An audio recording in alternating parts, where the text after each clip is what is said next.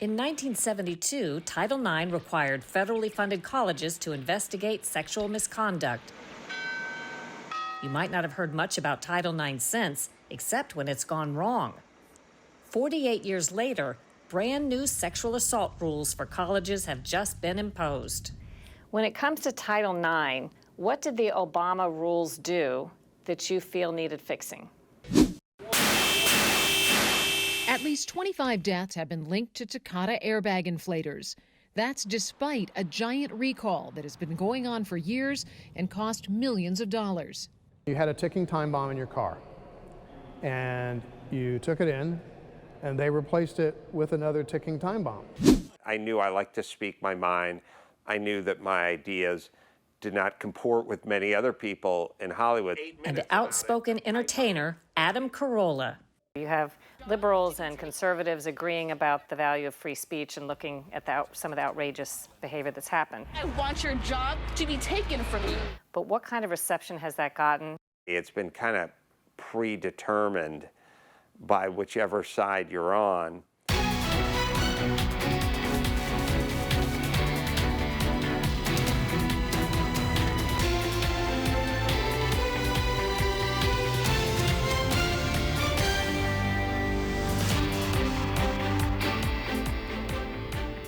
Welcome to Full Measure. I'm Sharyl Attkisson. As this year's presidential election was fought out, some of the biggest hot-button topics had to do with culture wars involving college campus politics and sexual misconduct. Those two issues dovetail in our cover story about big sea changes happening right now at most American colleges, largely unseen and unreported. They have to do with new federal Title IX rules dictating how sexual assault claims must be handled. And while nearly everyone seems to agree the old policies fell short, there's a serious divide on the new approach. Today, we investigate the search for justice for all. When college campuses opened this fall, they were required to do it with brand new policies when it comes to investigating sexual misconduct and the rights of the accused. What was going on college campuses, in your view, that was in need of fixing? The rules put in place oftentimes neglected appropriate due process measures to ensure the fundamental fairness of these disciplinary proceedings. Tyler Coward is with the Foundation for Individual Rights in Education, a due process rights group, and supports the new changes. What happened in some cases that may have been improper? One of the most prominent system for investigating allegations of sexual harassment and sexual assault was the so-called single investigator model. They served as judge, jury, and essentially executioner in some instances, where in our legal system, we don't task anybody with all those roles.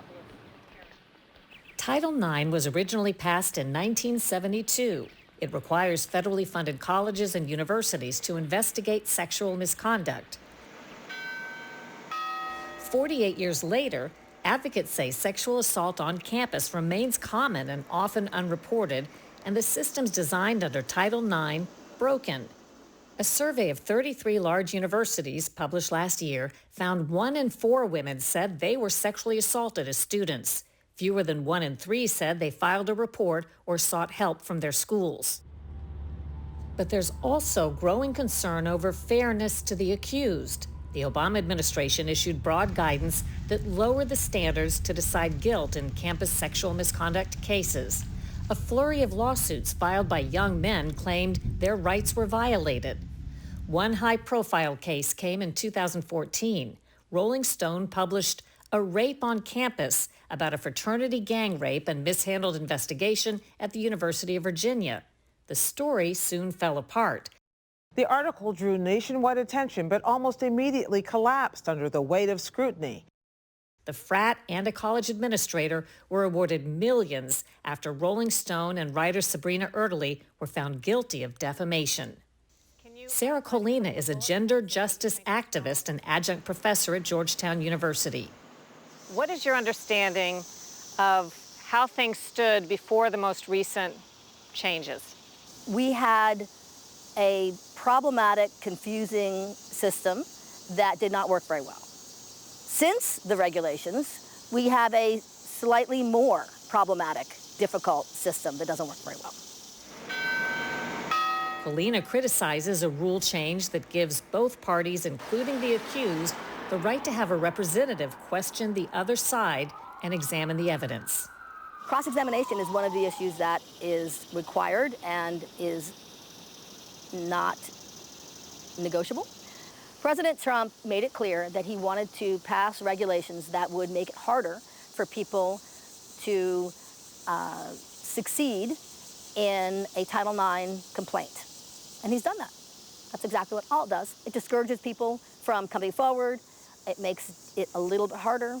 It doesn't in any way help the process be more fair to anybody. Why do you think so many academics and activists insist that the new rules are going to make it much harder for legitimate victims to have their cases fairly heard? Well, I think that, I think it's just a false narrative. Education Secretary Betsy DeVos ordered the Title IX changes in May. 2 years ago, I made a promise to address the scourge of sexual misconduct on our nation's campuses. Today, we take historic action on Title IX because we must. When it comes to Title IX, if you could explain in simple terms, what did the Obama rules do that you feel needed fixing? It resulted in an unjust approach that was in many cases, and I think accurately so, called kangaroo courts. We had dozens and dozens of court cases that found the school did not respect due process rights, the presumption of innocence, many cases that were overturned, and it was a massive overreach to advance a very left-wing agenda. What is an example or a couple of bullet points of the rule changes that you think will fix that? Well, first of all, we're very clear about the importance of respecting due process rights, the right to understand what the allegations are, the right to submit evidence, the right to read the evidence from the other party, the right to cross-examine, though not in person, not face-to-face, and the whole package of due process protections that are important, and then also the presumption of innocence, starting from a point where we don't immediately anticipate that the alleged perpetrator is guilty. DeVos argues the Title IX rule changes also include sweeping new protections for victims and hold colleges accountable if they fail to protect students. The feds recently required reforms at schools faulted in several notorious cases. Former Michigan State University and Team USA gymnastics doctor Larry Nassar has been arrested. In September 2019, the Education Department fined Michigan State University $4.5 million. That after Professor Larry Nassar, an Olympic gymnastics team doctor, assaulted hundreds of women and girls over more than 20 years. He's now in prison. In February, a Title IX investigation uncovered lapses at the University of Southern California involving campus gynecologist George Tyndall. USC agreed to pay $215 million to former student patients who accused Tyndall of abuse or assault over 3 decades. And in March, the Education Department found Penn State University failed to protect students in the Jerry Sandusky scandal. He's the football coach now serving decades in prison for sexually abusing boys at an at-risk charity he started. And this evening, Sandusky is behind bars after that resounding verdict on 45 of 48 counts guilty. But Kalina insists a main focus of the new Title IX rules, protecting rights of the accused, is misplaced. If Secretary DeVos was really concerned about this issue, she would look at the problems that we have and see that false accusations, made-up accusations to maliciously corner someone, if you go to campus, that's not the problem we have. Senior Katarina Watson acts as a peer mentor for a new student-designed course Kalina now teaches at Georgetown, Title IX for a New Generation. If you could say what you hope people would leave this course with, what information or what takeaway, just in a sentence or two, what would you say that is? I would say not only a general understanding of Title IX and consent and all the processes that come before and after that, but also like a hunger for spreading that knowledge and also building upon it. Amid disagreement over Title IX changes, all are sorting through what the new policies mean in practice. I'm not fighting to return to what we had. I mean, the truth is that what we had wasn't really working either. So we're asking students, and students are asking each other, what would it look like if we did it right? This is a very fair and just process, and a suggestion that we should do something differently. I'd like to hear what they think should be done differently. Should we throw out due process? Should we presume that every individual that's alleged to be a perpetrator is guilty? I mean, what is their solution? There is none, because this is these are bedrock principles on which our country was founded. Schools across the country are still tweaking their Title IX policies. Ahead on Full Measure, the ongoing danger of exploding airbags even after recalls and investigations. Next.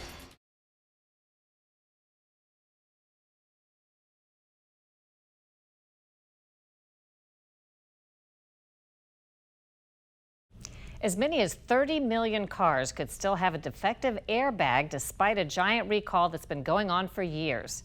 Lisa Fletcher talks to a former advisor to the Japanese company Takata that made the airbags. He's written a book about what he knows.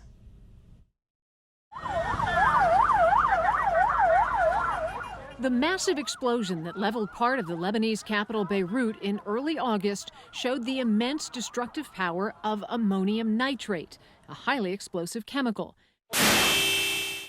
that is also used in millions of vehicles. It's the power behind airbags that have saved countless people from serious injury, even death. But there's a problem with millions of them made by the Japanese company Takata.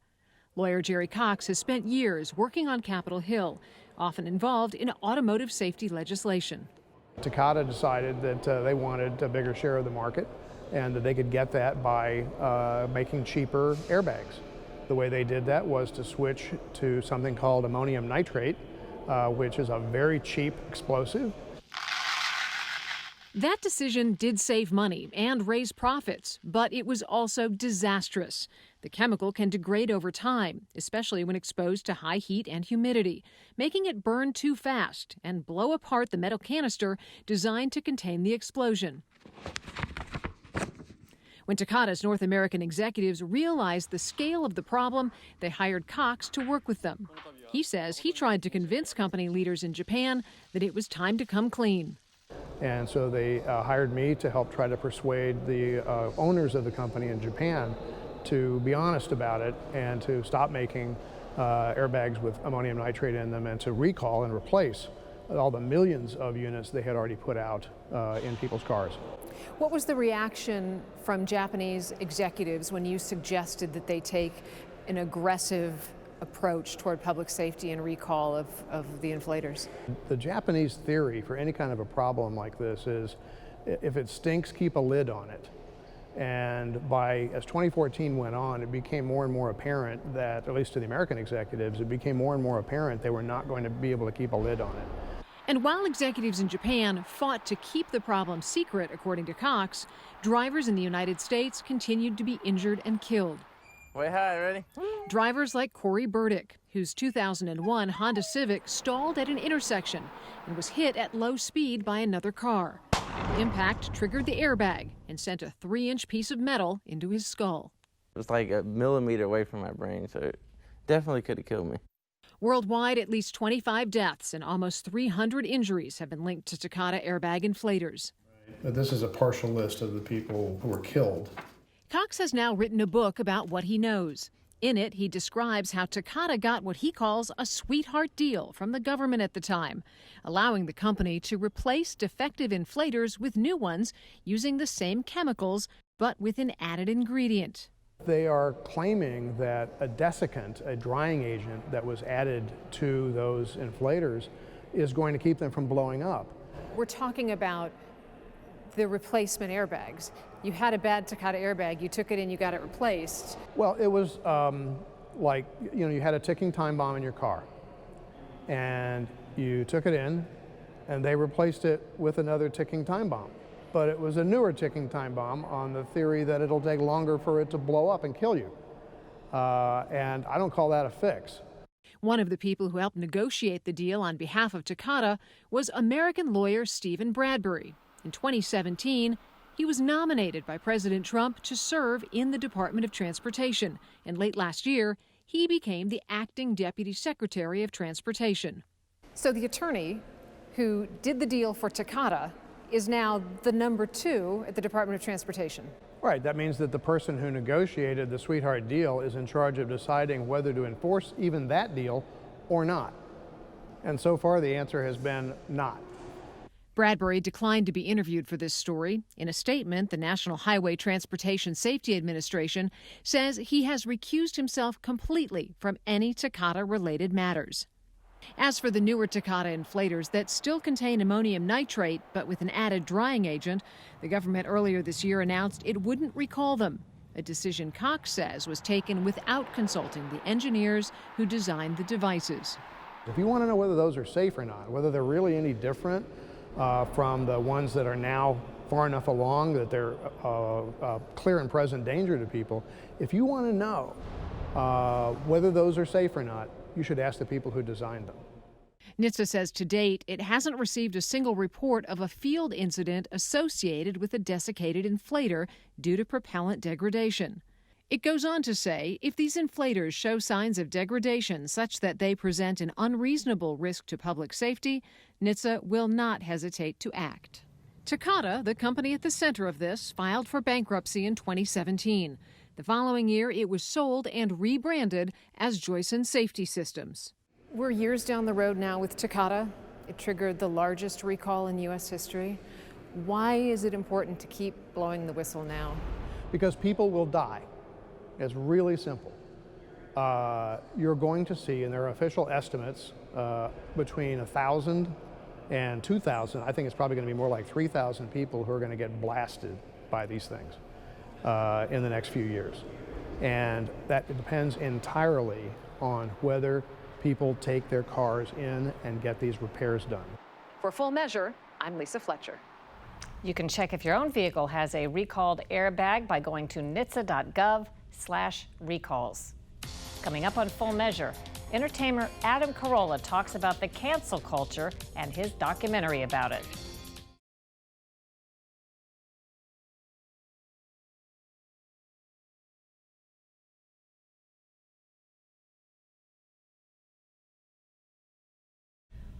Entertainer Adam Carolla frequently addresses today's cancel culture and the seemingly widespread chipping away at the First Amendment. His documentary, No Safe Spaces, examines this challenge to free speech on college campuses. I spoke with Carolla in Los Angeles about his latest book, I'm Your Emotional Support Animal, Navigating Our All-Woke, No-Joke Culture.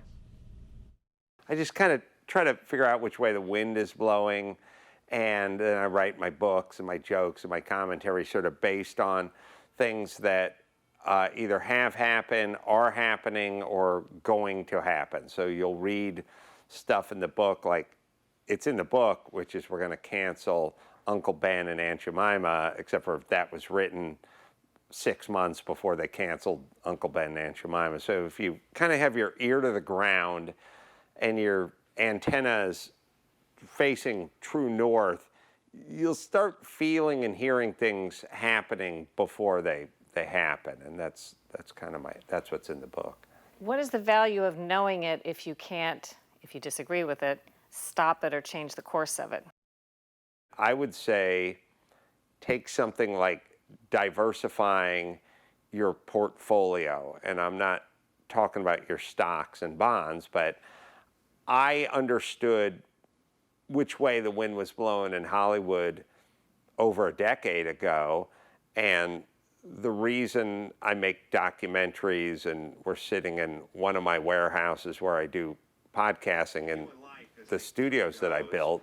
And like I was watching Rachel Maddow the other day, and she started a show, she did 8 minutes about a typo that came out of the White House that he said he didn't say Norway, he said Normay. And she just kept going, Normay doesn't even exist, and this, that, and the other. And I thought, there's plenty of stuff to get to, but this is a typo.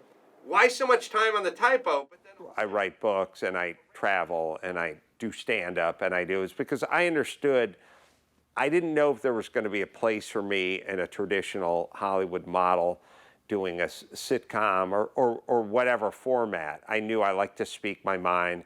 I knew that my ideas did not comport with many other people in Hollywood's, and I suspected I'd be unable to earn a living if we got to where this is going, which is where we are now. So, but you can't cancel culture me. I own the building, and you can't, you can try, but I make the docs, I write the books, I make the films. I live outside of the Hollywood world, and that was intentional. You have the right to remain silent. Looking at no safe spaces, you have liberals and conservatives agreeing about the value of free speech and looking at some of the outrageous behavior that's happened. But what kind of reception has that gotten, and what's your response to that? Well, I think the people who went into it with a preconceived notion of not wanting to like it, those people have sort of made it into a self-fulfilling prophecy where I told you it was, right-wing propaganda or whatever it was. There's no free speech for fascists. I think anyone who watched it, who entered from a neutral kind of balanced, open posture, which is, oh, what is this? I would like to consume it. They probably walked away with a completely different point of view or opinion. So, like many things in our society, it's been kind of predetermined by whichever side you're on to either embrace it or reject it before it's been sampled, which is not what we're looking for, I think, as a society, but it's definitely where we're at. Carolla's No Safe Spaces is out now and features comedian Tim Allen and former Obama advisor Van Jones, among others. And we'll be right back with a look at what's ahead next week on Full Measure.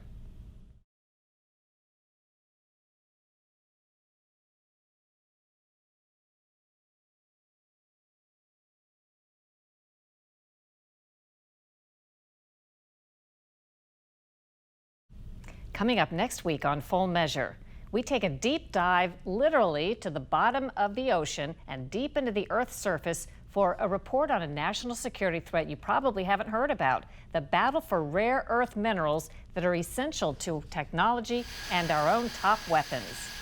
There's a race to the deep ocean for resources that we don't even know are there yet. That it's like the Wild Wild West. The race to the bottom and who we should be concerned about next week on Full Measure. Until then, we'll be searching for more stories that hold powers accountable.